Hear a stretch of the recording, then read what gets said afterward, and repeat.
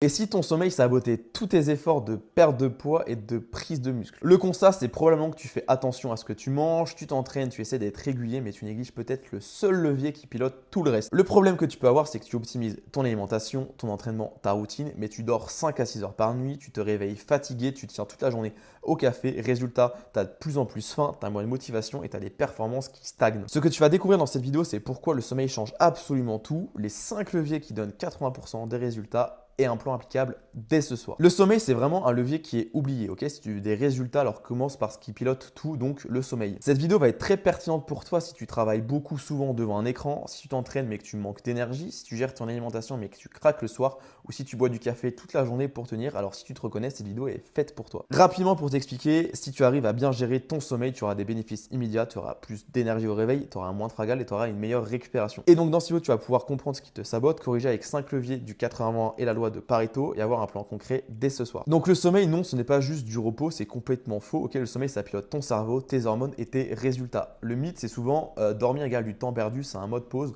On voit un peu le sommeil comme du temps qu'on peut rogner, du temps perdu. Tu vois que tu préfères par exemple travailler, etc. plutôt que te reposer. Tu dis que c'est inutile. La réalité, c'est que dormir égale réparation plus régulation plus recharge. Tu vas avoir une réparation physique de tes muscles, de tes tissus, de ton immunité. Donc tout simplement, tu vas pouvoir créer plus de masse musculaire, augmenter ton métabolisme, brûler plus de calories et donc perdre du gras plus facilement. Tu seras plus dessiné, une meilleure silhouette et surtout, tu seras de moins en moins malade. Donc tu auras moins de journées perdues où tu seras malade, moins productif, etc. Et ça, c'est très agréable. C'est aussi un reset mental de mémoire et de stress, donc tu seras moins stressé dans tes journées de façon générale, tu vas mieux te souvenir, voilà, ton cerveau en fait va mieux fonctionner, tu prendras des meilleures décisions, tu seras plus optimisé et plus productif dans ton travail ou dans tes projets personnels. Et pour finir, tu auras la régulation, donc avec la faim, l'énergie et l'humeur, donc tout simplement tu auras moins de fringales, tu auras moins envie de manger des aliments transformés, moins de fast-food, moins de sucre, tu seras plus énergique dans tes journées, tu n'auras plus le fameux coup de barre à 14 heures après manger et tu seras de bien meilleure humeur de façon générale. Pour faire l'analogie, c'est comme si tu faisais la mise à jour de ton téléphone, ok? Ton corps c'est le hardware, donc c'est vraiment la coque de ton téléphone, enfin le support physique de ton téléphone.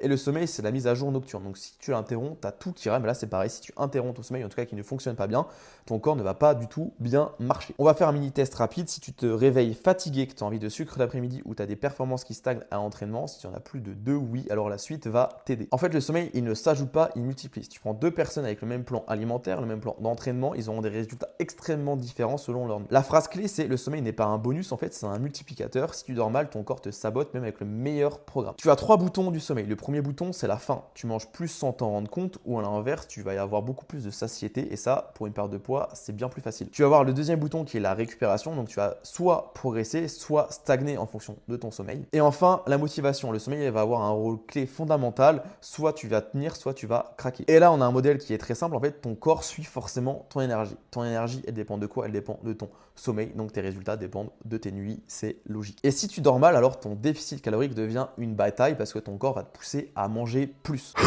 Le problème quand tu dors peu, c'est que ton cerveau il va passer en mode survie, ok? Il va chercher de l'énergie un peu partout, de l'énergie rapide, et en plus ta volonté va être au plus bas parce que tu es fatigué et donc tu vas clairement craquer. Le trio qui te sabote, c'est la faim, elle est de plus en plus forte et elle arrive de plus en plus souvent. Tu as des envies aussi de sucre, de gras, de snacks, etc., de plein de malbouffe et tu vas prendre des mauvaises décisions avec de l'impulsivité, etc.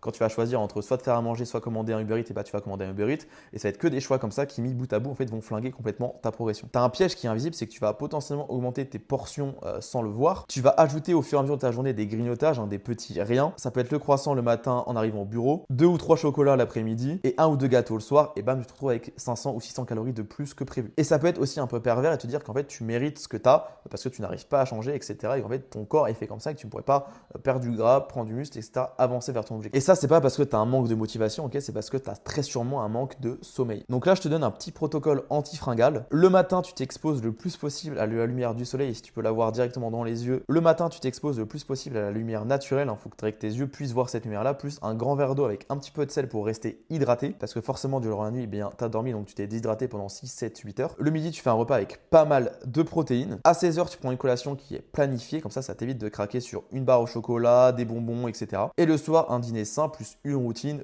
pré-sommeil. Beaucoup de gens pensent qu'ils construisent du muscle pendant une séance de sport et en fait c'est faux. La séance lance le signal, tu vas casser des fibres musculaires et mettre un stress sur tes muscles durant ta séance, mais c'est la nuit qui fait tout le travail. En fait le modèle c'est que pendant l'entraînement tu vas avoir un stimulus, avec ta nutrition en mangeant tu auras des matériaux pour construire ce muscle, mais c'est durant la période de sommeil qu'il y a vraiment cette phase de construction de muscle. Donc forcément qui dit sommeil faible dit chantier qui ralentit. Et donc si tu as un sommeil de mauvaise qualité, tu auras une récupération qui sera moins bonne, tu auras plus de courbatures, tu pourras tolérer moins de volume, moins d'exercice durant tes séances et tu vas soit stagner, soit régresser. Moins tu récupères et forcément plus tu t'épuises. Je te donne quelques réglages sportifs si jamais tu as des Je te donne quelques réglages sportifs si jamais tu as des nuits qui sont un peu moins bonnes de temps en temps. Donc si tu fais une nuit courte, baisse ton intensité à l'entraînement. Privilégie la technique sur la quantité. Évite les PR ou chercher à faire une énorme séance en fatigue, tu risques de te blesser. Et tu peux éventuellement faire de la marche ou de la mobilité pour récupérer et attendre que tu ailles mieux pour faire une très bonne séance plus tard. Le sommeil, c'est ce qui va permettre d'appuyer sur le bouton calme du corps. En fait, tu n'es pas paresseux, tu es déréglé. Pour faire extrêmement simple, ton corps a deux modes, soit le mode sécurité, soit le mode urgence. On va parler de système nerveux sympathique et parasympathique, mais pour faire très simple, je ne vais pas trop en parler. Mais globalement, sans bon sommeil, tu vas rester en mode urgence. Et donc, un mauvais sommeil va entraîner un cercle vicieux. Si tu fais une mauvaise nuit, tu seras plus stressé, tu auras plus envie de sucre, tu seras plus sujet à demander davantage de dopamine, donc à scroller tard le soir sur les écrans. Donc, tu vas faire une pire nuit et ça va répéter en fait ce cercle tout simplement. C'est une boucle, pas une question de morale. Donc, retiens bien, le sommeil, ça régule ton stress, ça régule ta faim et surtout, le sommeil, il permet la bonne récupération. Ici, on va voir pourquoi la motivation n'est pas ton problème alors que c'est l'énergie. On va voir la différence entre motivation et capacité. La motivation, en fait, c'est égal à l'envie, c'est le vouloir faire quelque chose et la capacité, c'est l'énergie disponible. Tu peux très bien avoir envie de faire quelque chose, mais de ne pas être en capacité de pouvoir le faire. Typiquement, si je veux faire un record au squat demain à la salle de sport, je peux avoir une énorme envie, mais si je fais une nuit blanche, eh bien, j'aurai très peu de chance et très peu de capacité de le faire et donc je vais rater. Donc, tu as besoin de récupérer, pas de te pousser. La chaîne, c'est mauvaise nuit, donc une journée dure, des décisions impulsives, du coup, tu culpabilises et encore une pire nuit et ça se casse par le sommeil. La chaîne vicieuse, c'est tu fais une mauvaise nuit, du coup, tu as une journée qui est dure, donc tu prends des décisions qui sont impulsives, tu manges mal, tu te couches plus tard, tu vas stresser, ça crée de la culpabilité et du coup tu refais ça encore la nuit d'après et ça entraîne la chaîne. Et cette chaîne, pour la casser, ça se passe par le sommeil. Si jamais tu fais une journée qui est pourrie, je te conseille le minimum viable, c'est tout simplement de faire 10 à 20 minutes de marche mobilité, un repas protéiné qui est simple, couper les écrans 30 minutes avant de dormir et te coucher relativement tôt, pas après 23h ou minuit. Et attention, tu peux dormir beaucoup mais ne pas récupérer, tu peux très bien dormir 8 heures et récupérer 0. Souvent tu peux te dire je dors 7-8 heures, c'est ok, je récupère, mais en fait c'est complètement faux. Ce qui compte, c'est la régularité plus la profondeur du sommeil plus la continuité. On peut considérer que tu as un bon sommeil si tu te réveilles sans problème, si tu n'as pas besoin de 3 cafés pour démarrer ta journée, si tu n'as pas de coup de barre à 14 ou 16 heures et si tu arrives à gérer tes envies. Si ce n'est pas le cas, tu dois absolument régler du coup ton sommeil. Combien de temps tu dois dormir? Environ 7 à 9 heures et le bon chiffre, c'est celui qui te rend fonctionnel et surtout constant, donc c'est à toi de tester. Ton sommeil, il a une structure et si tu le casses, tu récupères moins. Tu as deux types de sommeil. Le premier, c'est le sommeil profond. C'est celui qui permet vraiment de récupérer physiquement, donc il va réparer tes muscles, etc.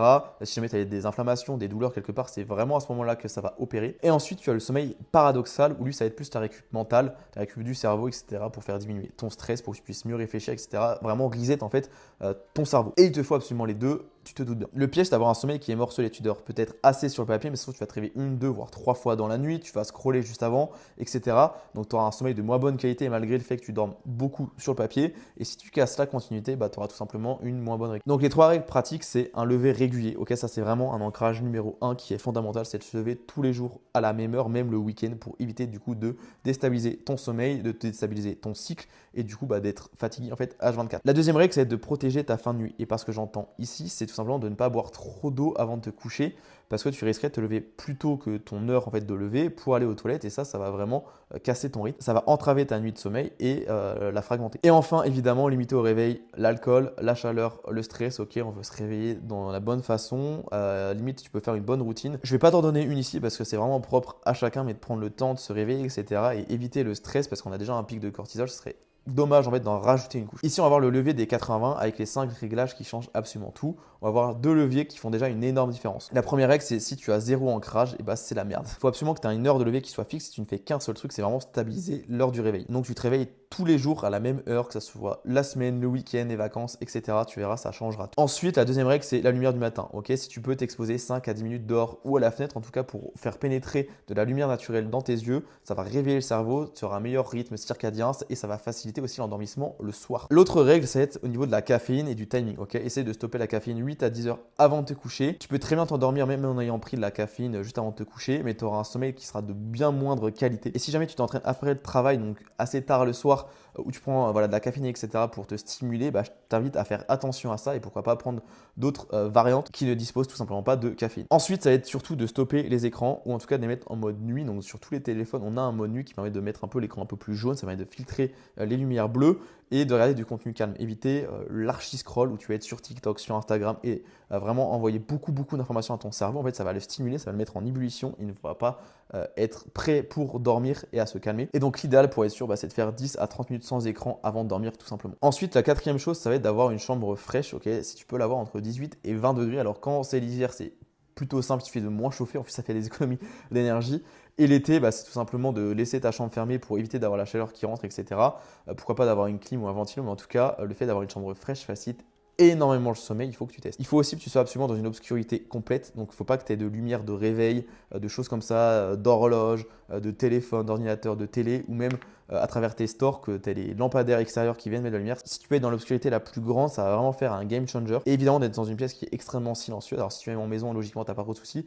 Si tu es en appartement, et tout simplement mettre des bouchons d'oreille, tu verras que ça fait une grosse différence. Et ce que tu peux faire du coup pour ta routine avant de t'endormir, c'est préparer ton demain. Tu prends 2 minutes, tu notes sur un bout de papier, ok, demain, qu'est-ce que j'ai à faire? En fait, tu fais un peu le fil de ta journée en préparation. Ça permet d'éviter de te lever avec du stress, d'avoir les idées plus claires au réveil, de prendre une douche tiède parce que ça va vraiment permettre à ton corps de redescendre et de passer un peu en mode calme. Ok, on parlait un peu des systèmes nerveux parasympathiques et sympathiques. Ça permet vraiment d'activer le système nerveux qui va t'apaiser en fait, de faire quelques exercices de respiration, ok, de prendre ton temps,